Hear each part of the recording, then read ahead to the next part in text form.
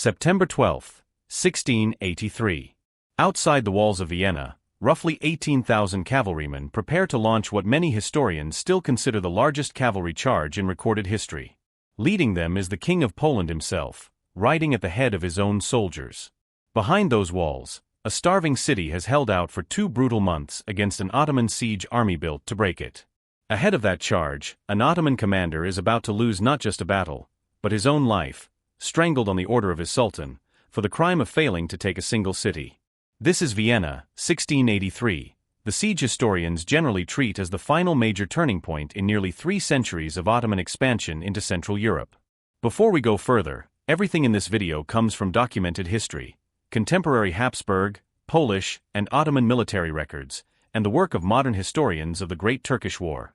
Where popular legend has attached itself to this story over the centuries, and it has, more than almost any other siege in this period, we will mark it clearly as legend. This is the Battle of Vienna, 1683. By the early 1680s, the Ottoman Empire remained an enormous power, but its ambitions in Central Europe had a long, difficult history. Ottoman forces had already besieged Vienna once before, in 1529, under Suleiman the Magnificent, and failed to take it. For over a century afterward, the frontier between Habsburg and Ottoman territory shifted back and forth, but Vienna itself remained untouched by direct siege.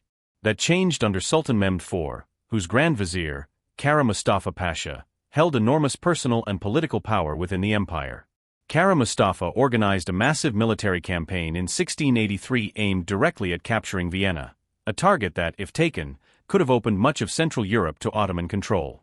Notably, Mehmed IV himself did not personally lead this campaign into the field. Command rested with Kara Mustafa. Contemporary sources describe an enormous Ottoman army marching toward Vienna, with some period accounts citing figures well over 150,000 troops. Modern historians treat the highest of these figures with caution, as was common for the era's chronicles, and generally estimate the actual Ottoman combat force at somewhere between 90,000 and 150,000 men, still an overwhelming force compared to what Vienna itself could muster in direct defense. Holy Roman Emperor Leopold I, recognizing the danger, left Vienna before the siege began, relocating to safer territory while coordinating a wider defensive and diplomatic response. Command of the city's actual defense fell to Ernst Rudiger von Starhemberg, who led a garrison generally estimated at somewhere around 11,000 to 15,000 soldiers and armed citizens, a small fraction of the besieging force outside the walls. The siege began on July 14, 1683. Kara Mustafa's forces surrounded the city and settled into a methodical siege, relying heavily on extensive mining and tunneling operations to undermine and collapse sections of Vienna's fortifications, rather than relying purely on direct assault or bombardment alone. For nearly 2 months, Starhemberg's garrison held the city under increasingly desperate conditions: food shortages, disease, and continuous Ottoman efforts to breach the walls through mines and localized assaults. Multiple contemporary accounts describe the defenders repairing breaches under fire, night after night, in conditions strikingly similar to sieges Ottoman forces had faced themselves in earlier campaigns like Malta and Sigedvar, but now reversed. While Vienna held on, a relief effort was being assembled outside the city, one of the more remarkable diplomatic achievements of the era. The Holy League, formed partly through the efforts of Pope Innocent XI, brought together forces from a Holy Roman Empire under Charles of Lorraine, troops from Bavaria and Saxony, and crucially, a large Polish-Lithuanian army under King John III Sobieski, who took overall command of the combined relief force as the senior monarch present.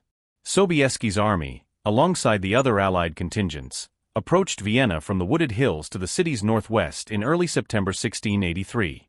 On September 12, this combined relief force launched a coordinated attack on the besieging Ottoman army, descending from a high ground of the Kahlenberg in a full-scale battle that unfolded over the course of that day. The battle's decisive moment came late in the afternoon, when Sobieski personally led a massive combined cavalry charge, including his famous Polish Winged Hussars, directly into the Ottoman lines. Historians frequently describe this as the largest cavalry charge in recorded history, involving roughly 18,000 horsemen. The charge shattered the already exhausted and overextended Ottoman siege lines, triggering a collapse across much of the Ottoman army's position. Kara Mustafa's forces broke and retreated in disarray, abandoning much of their siege equipment, supplies, and camp in their withdrawal. Vienna, after 2 months under siege, was relieved in a single decisive day of battle. The consequences for Kara Mustafa personally were severe and swift. Blamed directly for the catastrophic failure of the campaign, he was executed on the order of Sultan Mehmed IV in December 1683, in Belgrade, strangled with a silk cord, a documented method of execution reserved in Ottoman practice for high-ranking officials, intended to avoid the shedding of noble blood. So, does the title hold up? Did Vienna in 1683 end Ottoman expansion into Europe, forever, in a literal sense? Here, precision matters. The Ottoman Empire did not collapse in 1683, and it did not immediately abandon its European territories. The empire continued to exist, and continued to hold large parts of the Balkans, for well over 2 more centuries, lasting until the early 20th century. What historians do broadly agree on is something more specific. 1683 marked the last time Ottoman forces mounted a major offensive campaign aimed at expanding deep into Central Europe. After Vienna, the strategic momentum reversed. The Holy League that had formed to relieve the city turned immediately to offense, launching what historians call the Great Turkish War, gradually pushing Ottoman forces out of Hungary over the following 16 years, formalized by the Treaty of Karlowitz in 1699, the first treaty in which the Ottoman Empire ceded major European territory rather than gaining it.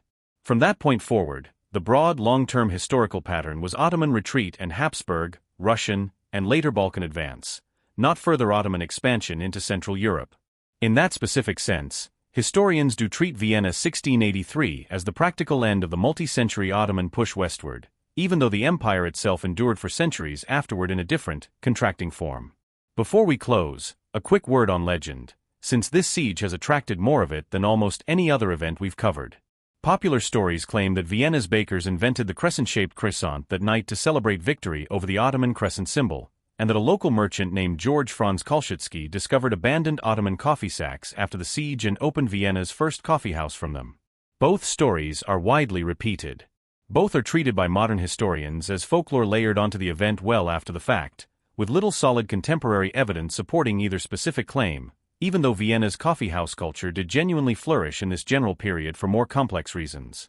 We include this here only to flag it clearly as popular legend, not documented history. Here's the irony worth sitting with. Kara Mustafa nearly achieved what Suleiman the Magnificent himself had failed to do a century and a half earlier, the capture of Vienna. He came within weeks, possibly within days, of one of the most significant conquests in Ottoman history. Instead, that failure ended his life, and the campaign meant to expand the empire became the exact moment historians now point to as the beginning of its long territorial retreat from Europe. The lesson underneath the drama is a hard, familiar one for anyone who has followed sieges like this through history. Being close to victory and actually achieving it are not the same thing, and for the man who leads the campaign, the gap between those two outcomes can be the difference between a triumphant return home and a silk cord in Belgrade. This has been the Battle of Vienna, 1683.